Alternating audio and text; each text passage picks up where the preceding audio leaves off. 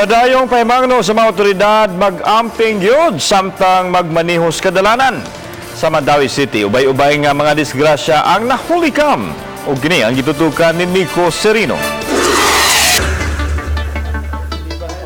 Kuha kini sa CCTV sa Mandawi City Command Center sa Maidan A. Soriano Reclamation Area.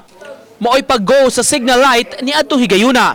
Apan kalit nga nagkaengkwentro kining usa ka tora-tora og motorsiklo nga may angkas pa nga pasahero. Nalabay pa ang mga sakay niini, hinuon nakabangon ra sila pagkahuman. Samtang laing aksidente sa Maidan pa nagdait sa Utlanan sa Mandawi ug Cebu City. Kining motorsiklo naigo sa usa ka van nga padisilya unta. Nalabay ang rider sa motor ug angkas niini nga babay. Sa pikas bahin nagkasingki usab sa may A. Soriano Avenue kining usa ka SUV ug taxi. Gikan sila sa lain-laing direksyon ug pulos unta sila pasulod sa gamay nga eskina padung sa karaan nga merkado. Nag-abot gyud ang duha ka mga sakyanan, hinuon hinay ra ang impact sa maong panagbangga.